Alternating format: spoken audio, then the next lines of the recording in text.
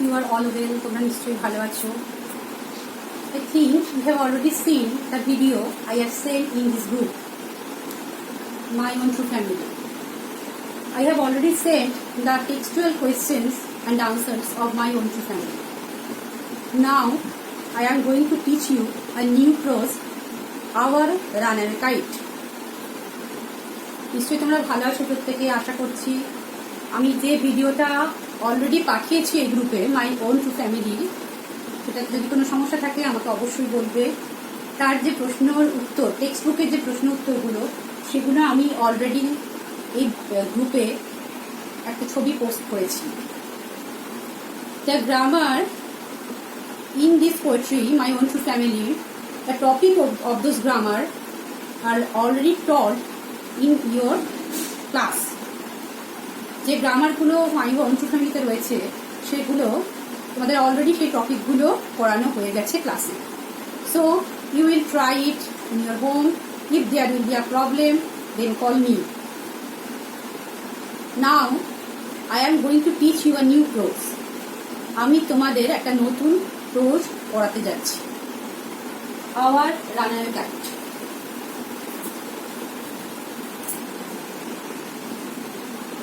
দেখো, lesson 5, our runaway kite, Lucy Maud Montgomery, the author and the text. তাহলে প্রত্যেকে আমরা জানি কাইট, কাইট মানে ঘুড়ি. আমরা প্রত্যেকেই কম বেশি ঘুড়ি ওড়াই বা দেখেছি.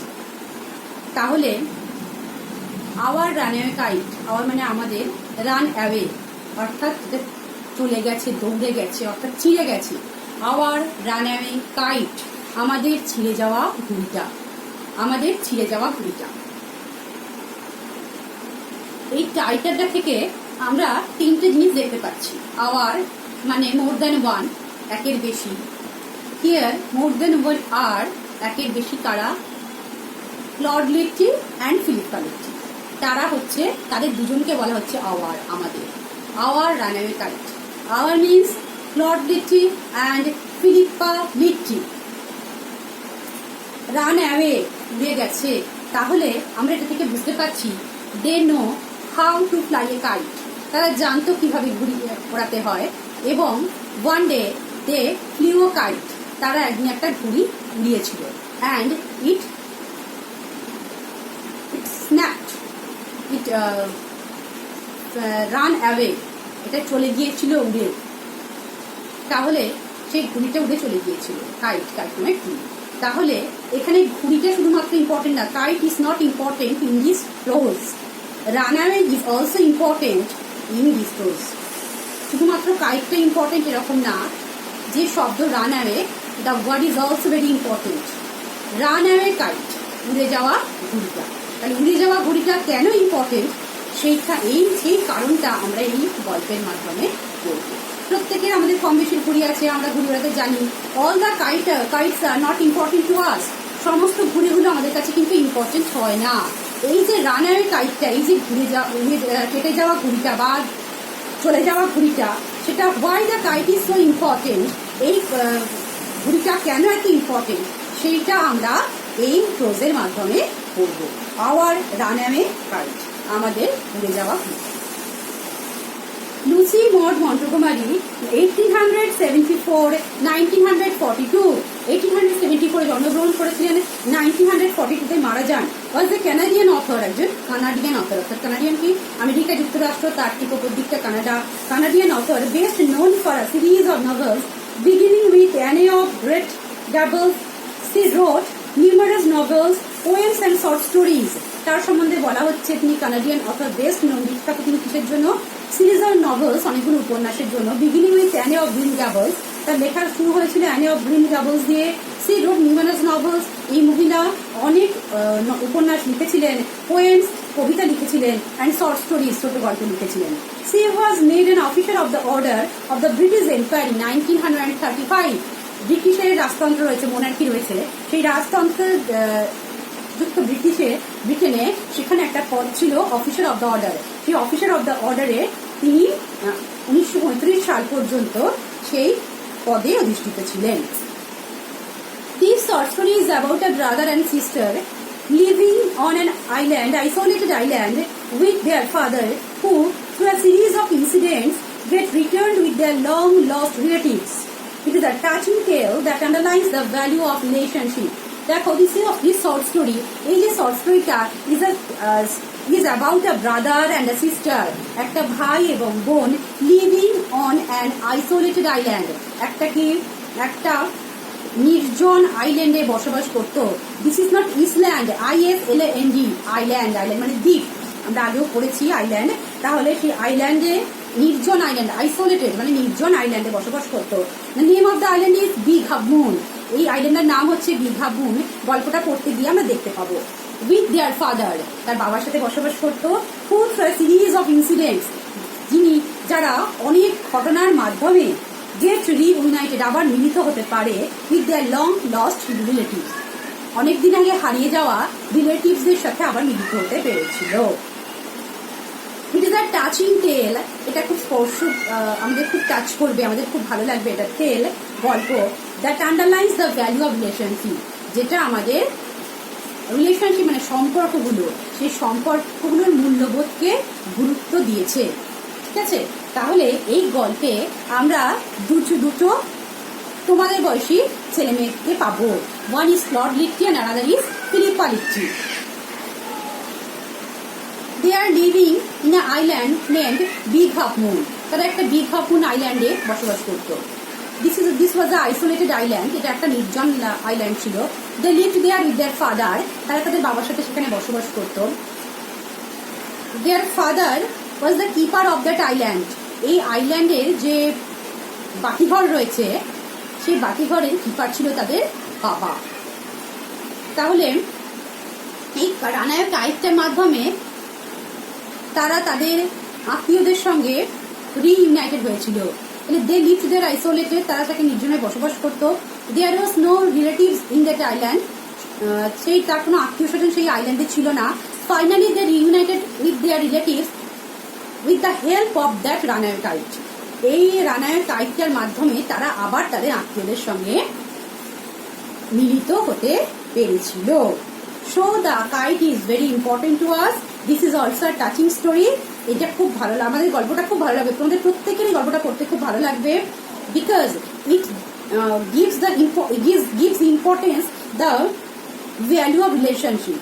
এটা গুরুত্ব দিয়েছে আমাদের যে সম্পর্কগুলো, সেই সম্পর্কগুলোর মূল্যবোধের উপরে আমাদের গল্পটা গুরুত্ব দিয়েছে। তাহলে আমরা এবার গল্পে চলে যাই। Read the following unit 1. Of course, there was nobody for us to play with on the big half moon. Actually, I have already told you that it was an isolated island. এটা একটা নির্জন দ্বীপ ছিল, and there was no relative of Claude Litti and Philippa Litti in that island. সেই আইল্যান্ডে Claude Litti and Philippa Litti কোনো আত্মীয় ছিল না। So the story begins with these things. Of course, নিশ্চিতভাবে there was nobody for us. আমাদের সঙ্গে কেউ ছিল না।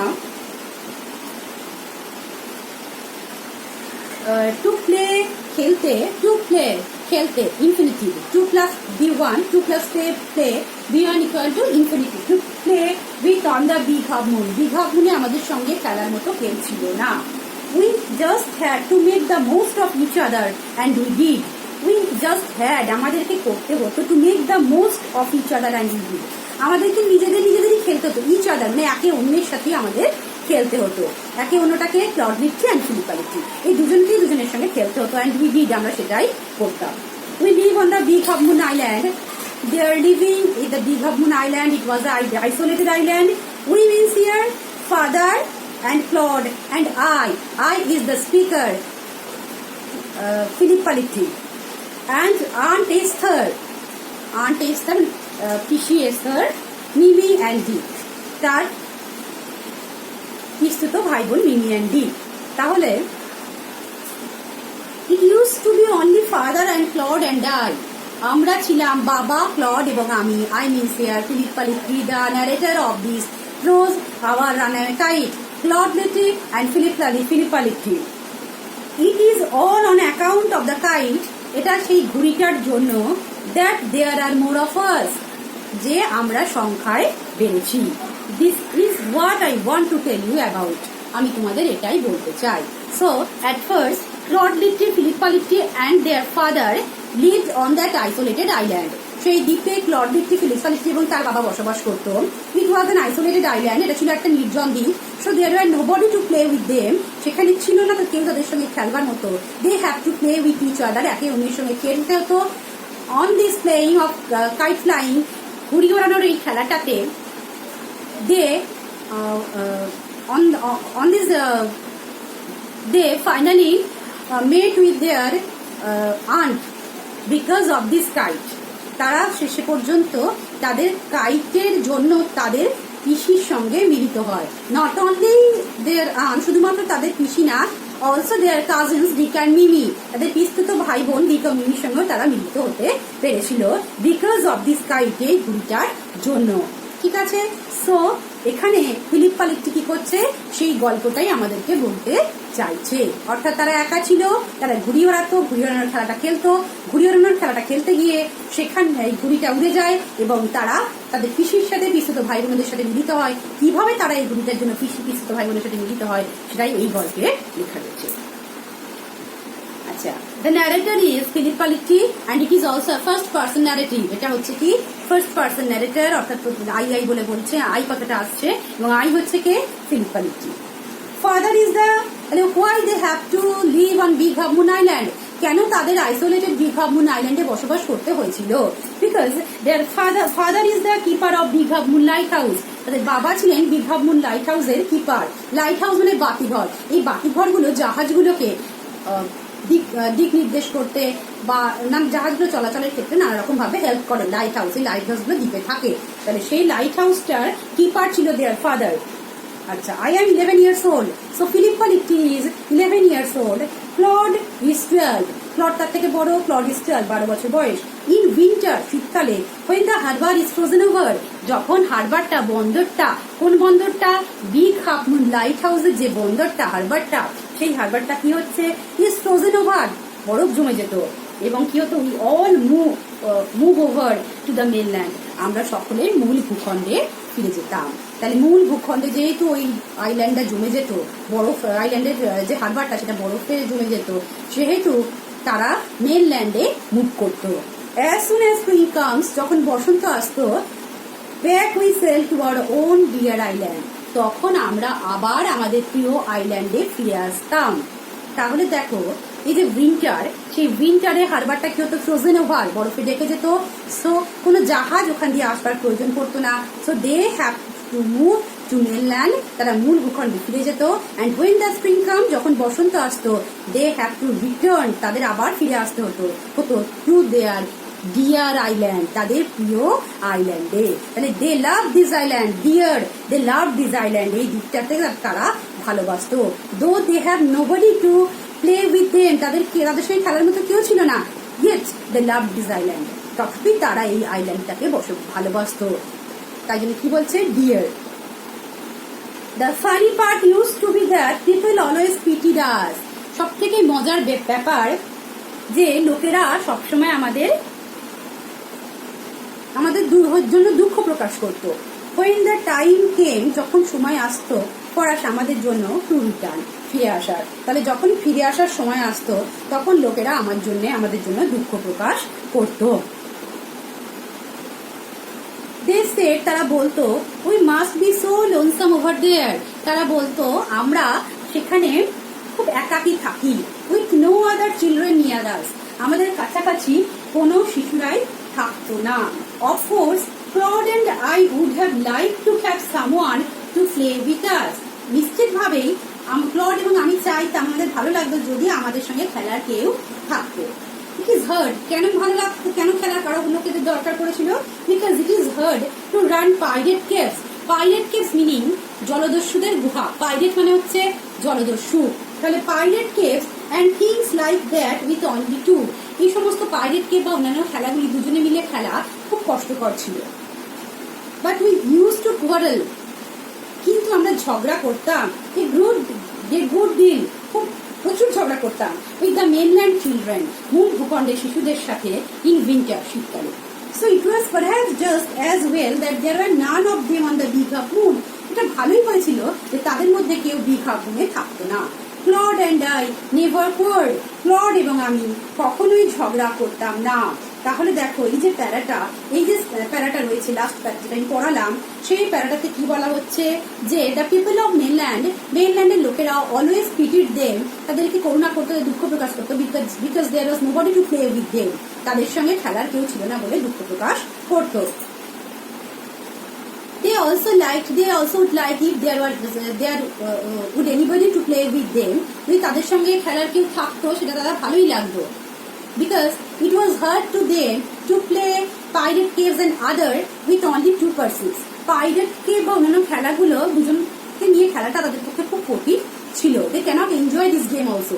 এই সমস্ত খেলাগুলো তারা এনজয় করতে পারতো না because there was nobody to play with them. তাদের সাথে খেলারও কেউ ছিল না বলে এগুলো এনজয় করতে পারতো না। But they also quarreled. তারা ঝগড়া করতো। The children of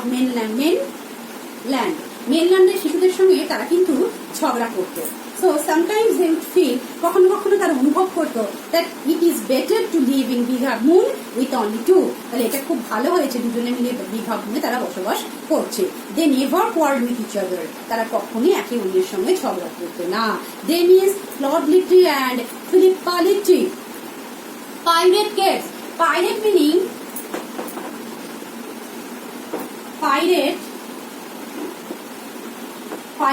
হচ্ছে জলদস্যু, অর্থাৎ কি জলদস্যুদের কেভ মানে কি গুহা, পাইরেট কেভ জলদস্যুদের গুহা। তাহলে এটা কি দিস ইজ আ গেম, এটা হচ্ছে এক ধরনের খেলা। They use to play in big half moon, যেটা তারা বিগ হাফ মুনে খেলতো। আচ্ছা, এবার নেক্সট প্যারায় চলে যাই। লাস্ট প্যারা, টু বি শিওর নিশ্চিত ভাবে father did not seem to have any relations except us. তাহলে বাবার ছিল না, আমাদের ছাড়া অন্য কোনো আত্মীয় নিশ্চিতভাবে ছিল না। This use to puzzle Claude and me, এটা আমাদের অবাক করতো। ওয়াই, কেন? Because everybody on the mainland had relation, মূল ভূখণ্ডে যারা আছে প্রত্যেকেরই কোনো না কোনো আত্মীয় স্বজন রয়েছে। হোয়াই হ্যাড নথিং উই, আমাদের কেন নেই? Was it because we lived on an island, আমরা দ্বীপে বসবাস করি বলে কি আমাদের কোনো আত্মীয় নেই? We thought it would be so jolly to have an uncle and aunt and some cousins. আমরা ভাবতাম এটা খুব মজাদার হতো, মজাদার হতো টু হ্যাভ অ্যান আঙ্কেল, যদি আমাদের একটা কাকা বা পিসেমশাই, অ্যান্ড আন্ট কাকিমা বা পিসি, অ্যান্ড সাম কাজিনস এবং খুঁড়তুতো বা পিস্তুতো ভাই বোনেরা থাকতো। Once we asked father about it, আমরা বাবাকে একবার এটা নিয়ে জিজ্ঞাসা করেছিলাম। But he look so sorrowful, তাকে এত দুঃখিত লাগছিল that we wish we had not, যে আমি ভেবেছিলাম যদি তাকে আমরা না জিজ্ঞাসা করতাম। He said it was all his fault, সে বলেছিল এটা সবটাই তারই দোষ। Claude and I did not understand, Claude এবং আমি বুঝিনি হোয়াট হি মিনস, তিনি কি বলতে চেয়েছেন। দেখো, in winter they move to mainland, তারা মূল ভূখণ্ডে শীতকালে চলে যেত। There they met with many children, সেখানে অনেক শিশুদের সাথে তারা সাক্ষাৎ করতো।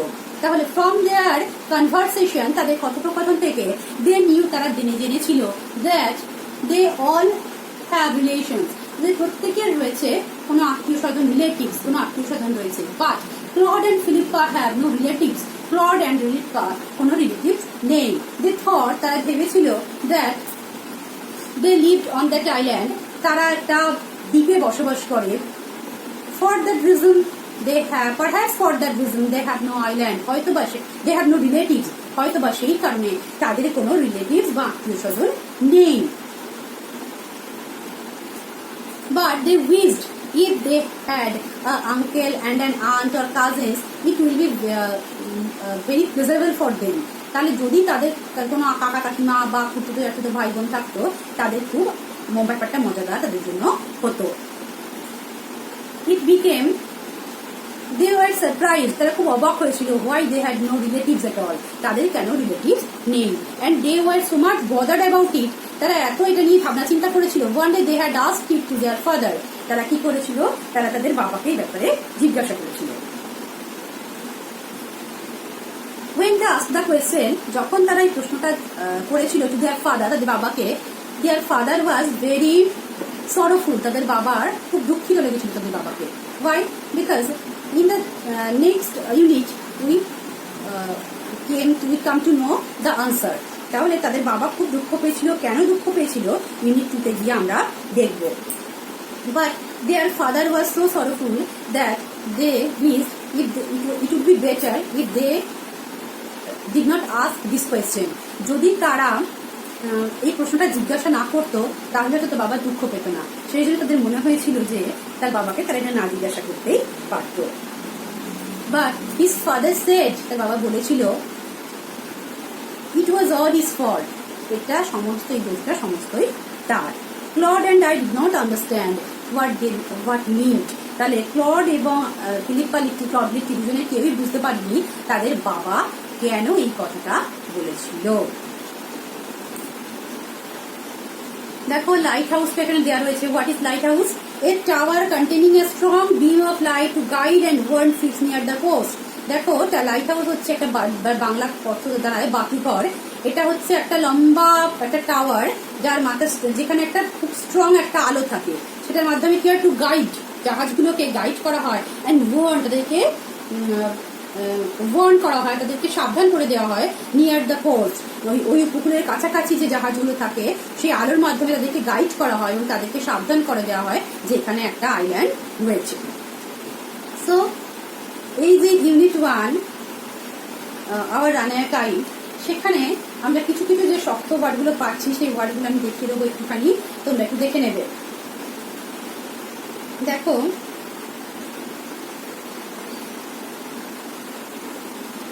ফার্স্ট হচ্ছে রানওয়ে। রানওয়ে মানে হচ্ছে ছিঁড়ে যাওয়া, কাইট মানে ঘুরি আমরা প্রত্যেকেই জানি। আইল্যান্ড, আইল্যান্ড মানে দ্বীপ। আর হচ্ছে লাইট হাউস, তোমাদের বললাম। কিপার মানে বাতিঘরের রক্ষক, কিপার মানে হচ্ছে রক্ষক, কিপার মানে রক্ষক, রক্ষক মানে বাতিঘরের রক্ষক। হ্যাঁ, বাতিঘরটা দেখাশোনা করতেন তার বাবা। আচ্ছা, তারপর দেখো নেক্সট রয়েছে হারবার। হারবার মানে কি? বন্দর। হারবার মানে বন্দর।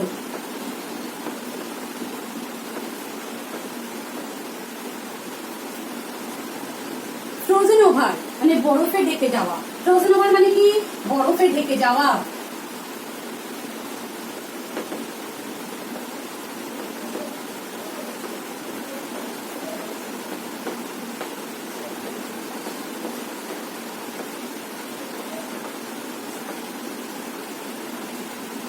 আচ্ছা, তারপর দেখো আর মেনল্যান্ড, মেনল্যান্ড আমরা প্রত্যেকেই জানি মূল ভূখণ্ড। ফানি পার্ট, মজাদার ব্যাপার।